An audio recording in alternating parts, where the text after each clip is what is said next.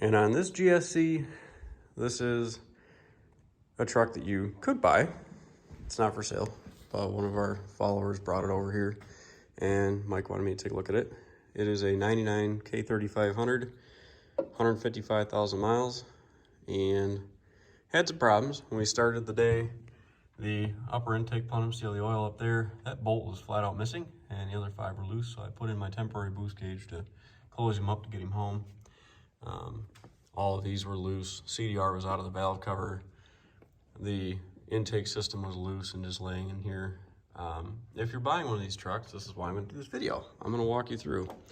So if you're looking to purchase a 6.5, kind of like this is pretty sweet. It's a 4-door long bed.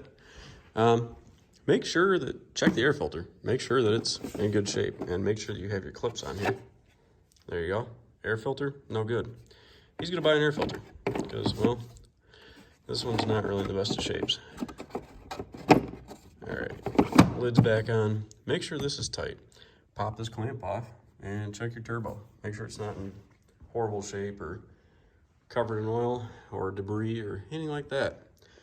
For boost, if you have vacuum actuated wastegate, make sure this line is actually hooked up, not hanging like this or setting like that. Make sure it's on there, and that way you have boost to your engine. Since this is what controls wastegate in 94 and up, is a vacuum diaphragm. Moving along here, so this truck already had a PMD relocation. That's good. 94 and up need that. This is your drain, water drain from the filter head. Crack this open in a bottle of water and you can see the flow.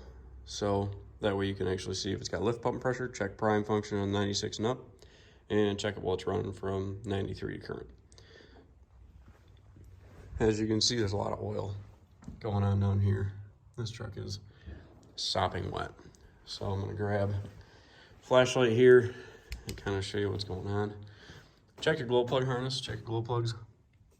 In this case, they are pretty crusty in here.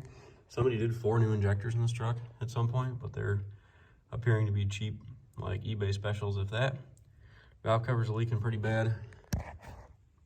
As you can see, all the oil coating down there.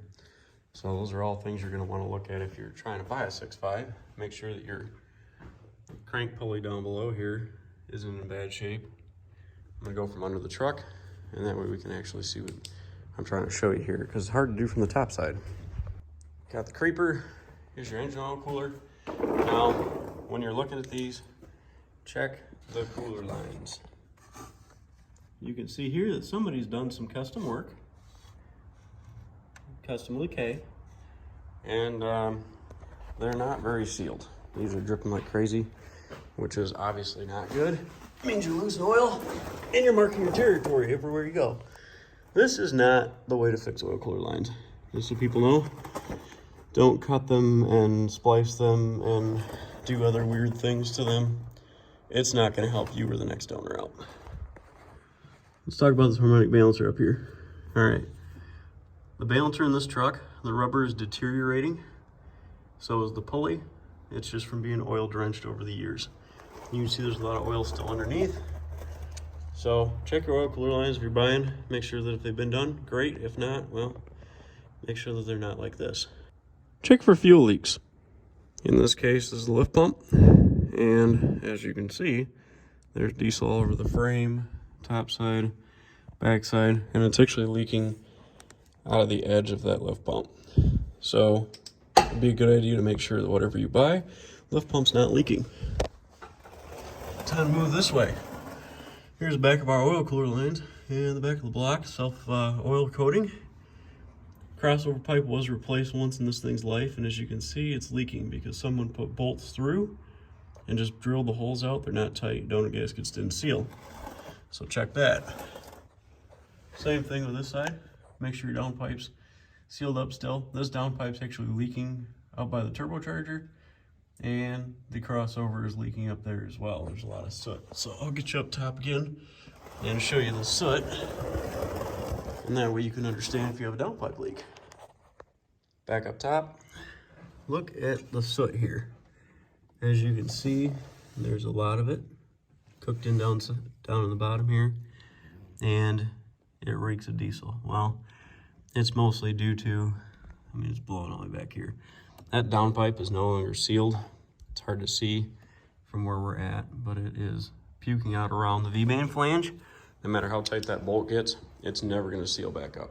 So that being said, he's gonna need a 4-inch exhaust on this thing, get a nice turbo crossover pipe with donut gaskets, set of oil cooler lines. We're gonna go ahead and do return lines while we're at it. Harmonic balancer and pulley need to be done, and it also needs to be retimed. So that being said, you can look at these trucks all you want, but please check them over with a fine-tooth comb, because some people do some pretty weird stuff. So there you have it. What to look for if you're buying a 6.5. Check out your lift pump, crossover pipe, check for leaks, check the oil cooler lines, balancer, check the balancer pulley, and most of all, just make sure you don't see anything crazy like wires hanging, lines broken, or anything like that. So I hope this helps some of you guys out. We're gonna try to help Mike get this thing back to the proper health, and hopefully it'll be back doing truck stuff real soon. Thanks all.